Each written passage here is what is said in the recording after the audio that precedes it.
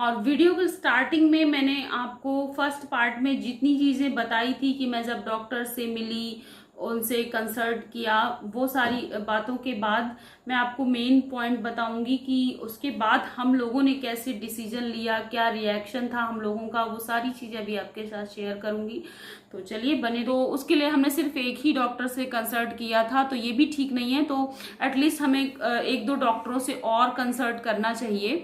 तो इसी वजह से हमने रात में जो है मतलब कहीं हम नहीं गए, रात में हम घर में ही रहे, किसी डॉक्टर से हमने कंसल्ट नहीं किया। हमने सोचा मॉर्निंग में जाएंगे, डॉक्टर से पूछेंगे। तो फिर रात को 9:30 के आसपास ना फिर हमें थोड़ा सा लगा कि यार मतलब पता नहीं, हो सकता है डॉक्टर सही ही कह रही हूँ, मतलब सारी बातें उनकी सही ही हों, तो हमें एक बार फिर मिलना चाहिए। तो हम फिर उनसे इमरजेंसी में मिलने गए डॉक्टर से, और हमने उनसे फिर वही बात रखी कि मैम हम आज के आज सीजर करवा सकते हैं, लेकिन हम लोग ब्राह्मण हैं और कुछ चीज़ों को हम मूल नक्षत्र वगैरह को हम बहुत मानते हैं। जैसा कि मूल और नक्षत्र के बारे में बता दूं कि हमारे यहाँ इतना माना जाता है कि जो बच्चे की बर्थ हो वो मूल में ना हो। तो इस वजह से हमने जब पूरा कैलेंडर देखा, पंडितों से अपने कंसल्ट किया, तो उसमें ये था कि जिस दिन आद्या की बर्थ होनी थी उस दिन पूरी रात मूल नक्षत्र था, मॉर्निंग में सुबह 12-1 बजे तक था। तो बहुत दिमाग टेंशन में हो गया कि मतलब कैसे करें, अब जानबूझ करके मूल में क्यों बर्थ करवाएं जब सीजर ही होना है। तो हमने अपने डॉक्टर से सारी चीज़ें बताई, तो एक्चुअली वो भी मैम भी इन चीज़ों को मानती थी। तो उन्होंने कहा ठीक है, हम रात भर वेट कर सकते हैं। फिर हमने उनसे एक ऑप्शन और रखा कि मैम क्या डिप चढ़ाने से पानी की कमी पूरी हो सकती है। तो उन्होंने कहा नहीं, हम डिप चढ़ाएंगे, आप बोलो तो हम डिप चढ़ा देते हैं, लेकिन कुछ भी नहीं होएगा, क्योंकि बच्चेदानी में कितना पानी पहुंचेगा कितना नहीं पहुंचेगा हम कुछ भी नहीं बोल सकते। तो डिप चढ़ाने का कोई मतलब नहीं है, आपको सीजर कराना ही कराना पड़ेगा। तो फिर हमने बोला ठीक है, रात भर रुक सकते हैं मैम। तो मैम ने बोला ठीक है, आप रात भर घर में जाओ और अपने जो बच्चे की धड़कन है आप उसको लगातार वॉच करते रहिए। अगर आपको ज़रा भी ऐसा लगा कि बच्चे ने पेट में घूमना कम कर दिया है या मूवमेंट कम हो रही है उसकी, तो आप तुरंत एडमिट हो, तुरंत सीजर करवाओ। और रात भर आपको पानी ना बहुत ज़्यादा पीना है, मतलब इतना ज़्यादा कि आप पानी लगातार ग्लूकॉन डी डाल करके पीते रहिए। तो मैंने कहा कि ठीक है, हम पानी जो है पिएंगे। और उस रात ना मुझे इतनी ज़्यादा टेंशन थी कि मैं आपको सच में गाइस नहीं बता सकती। मैं प्रेग्नेंट थी, 9 मंथ्स मेरा चल रहा था, और पूरी रात मैं जगी, मतलब पूरी रात मुझे नींद नहीं आ रही थी। और मेरे हस्बैंड भी मेरे साथ जगते रहे, वो भी बार बार मुझसे यही क्वेश्चन करते रहे कि क्या बेबी की मूवमेंट ठीक है, तुम्हें कैसा लग रहा है। मैंने कहा मुझे कोई आइडिया नहीं। और बच्चे होता है ना, कभी कभी पेट में अचानक से बहुत ज़्यादा मूवमेंट करते हैं और कभी कभी बिल्कुल नहीं करते। तो इतनी घबराहट सी हो रही थी कि ऐसा ना हो मूल के चक्कर में हमारा गलत डिसीजन हो जाए। तो ये बोले अगर ज़रा सी भी दिक्कत लग रही, सुबह 4 बजे ये बोले कि अगर तुम्हें ज़रा सी भी प्रॉब्लम लग रही है तो चलो हम डॉक्टर से मिलते हैं। तो मैंने कहा नहीं ठीक है, अब सुबह हो जाने दो। तो फिर अगेन जब मॉर्निंग में सुबह हुई तो फिर वही प्रॉब्लम, दिमाग में टेंशन था कि चलो एक डॉक्टर से और पूछ ले। तो फिर हम यहाँ पे एक हॉस्पिटल है कमला नेहरू, तो हम वहाँ जा कर के वहाँ पे एक मैम थी, परिहार मैम, तो उनसे मैंने कंसल्ट किया। तो उनसे जा कर के मैंने ये सारी चीज़ें बताई। तो उन्होंने मेरी रिपोर्ट देखते ही बोल दिया कि कुछ नहीं हो सकता, तुम्हारा सीजर तुरंत के तुरंत होगा, और ज़्यादा बेटा मतलब टाइम मत लो, बेबी मतलब रिस्की है ये, बेबी की हार्ट बीट अगर एक बार रुक गई बहुत प्रॉब्लम में आ जाओगी। तो फिर कुछ भी हम लोग को समझ में नहीं आया। फिर मैं आई तो उन्होंने बोला मेरे पास एडमिट हो जाओ। तो मैंने कहा नहीं, हम घर जा रहे हैं, और घर जा करके फिर हम पूरी प्लानिंग के साथ आते हैं तब एडमिट होएंगे। तो फिर हम लोग मतलब घर आए, और घर आने के बाद सारी हमने तैयारियां की, मम्मी को सारी चीज़ें बताई। तो फिर मैंने सोचा कि वहाँ मतलब सीजर कराने से अच्छा है मैं जिन मैम के मतलब टच में पूरे 9 मंथ्स रही हूँ उनके पास जा करके मैं सीजर कराऊँ, तो वो ज़्यादा बेस्ट रहेगा। तो फिर मैं अपनी डॉक्टर के पास गई और मैंने उनको सारी चीज़ें बताई। तो मैम ने कहा सुबह से तुमने कुछ खाया है कि नहीं खाया है। तो मैंने कहा मैम मैंने थोड़ा सा जूस वगैरह ले लिया था, जबकि सिजेरियन डिलीवरी होने से पहले आपको कुछ भी दूध मिल्क कुछ नहीं लेना। तो डॉक्टर बोली तुमने पहले क्यों नहीं बताया, अब तो तुम्हारा सीजर मतलब करना मुश्किल होगा, वॉमिटिंग वगैरह हो सकती है सीजर के टाइम पर। तो ये सारी चीज़ें जब मैम ने हमसे कही तो मुझे बहुत अजीब सा लगा कि अब क्या करूं। तो लेकिन मैम ने कहा बेटा तुम अब रुक नहीं सकती हो, मूल हो या कुछ भी हो, 12 बजे के बाद हम ऑपरेशन कर देंगे, तुम एडमिट हो जाओ।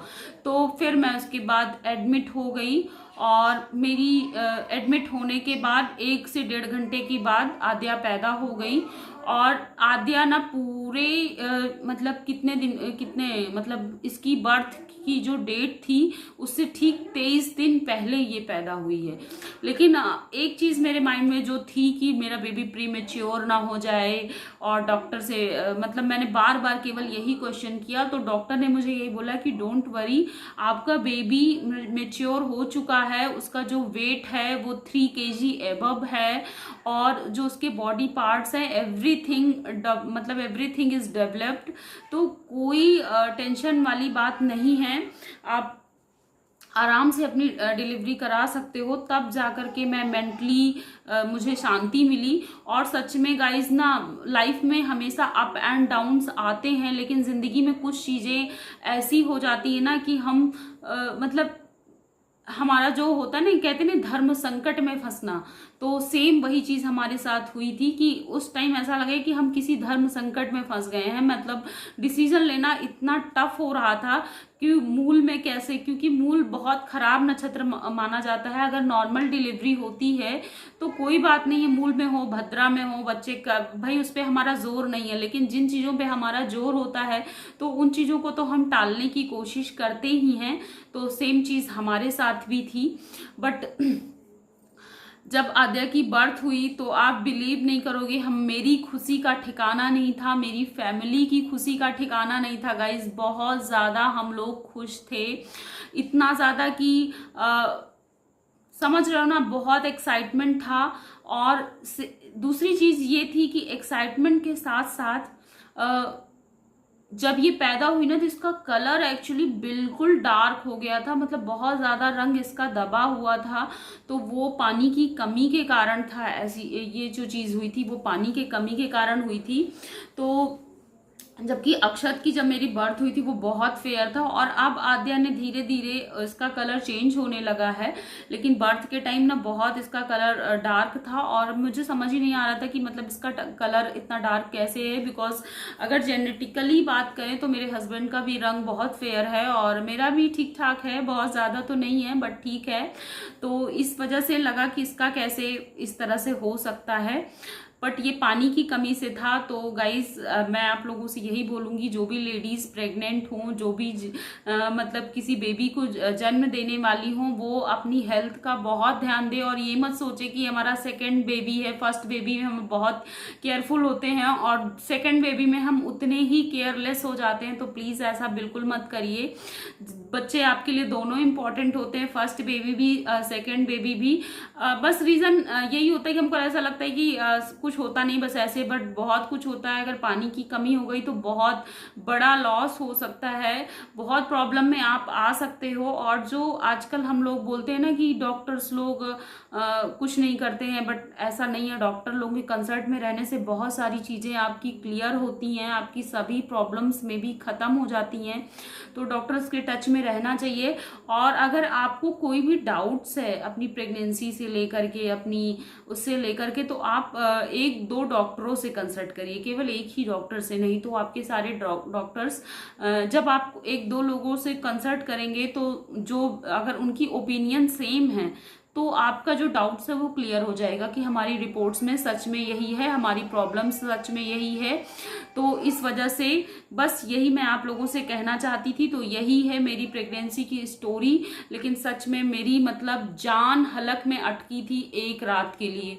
मुझे ऐसा लग रहा था कि कोई मतलब मेरे हाथों से कुछ छूट रहा है। मेरा मतलब केवल और केवल कंसंट्रेशन एक ही चीज़ पे था, मेरे बेबी की मूवमेंट पर। और पानी पीना तो मैंने अपनी ज़िंदगी में इतना पानी कभी नहीं पिया होगा। तो यही थी आद्या से रिलेटेड उसकी बर्थ स्टोरी। तो मुझे लगा कि आप लोग उसको इतना प्यार करते हो तो मैं उसके बारे में थोड़ा सा आप लोगों को बताऊं, तो बस इसीलिए मैं ये वीडियो लेकर के आई हूँ गाइस। और उम्मीद करती हूँ कि आप लोगों को ये वीडियो पसंद आया होगा, और पसंद आए तो मेरे वीडियो को लाइक करिएगा, फैमिली फ्रेंड्स में शेयर करिएगा, और चैनल पे न्यू है तो सब्सक्राइब करिएगा, साथ ही में बेल आइकन को जरूर प्रेस करिएगा फॉर मोर वीडियो नोटिफिकेशन। और मैं मिलूंगी नेक्स्ट वीडियो में, तब तक के लिए बाय बाय।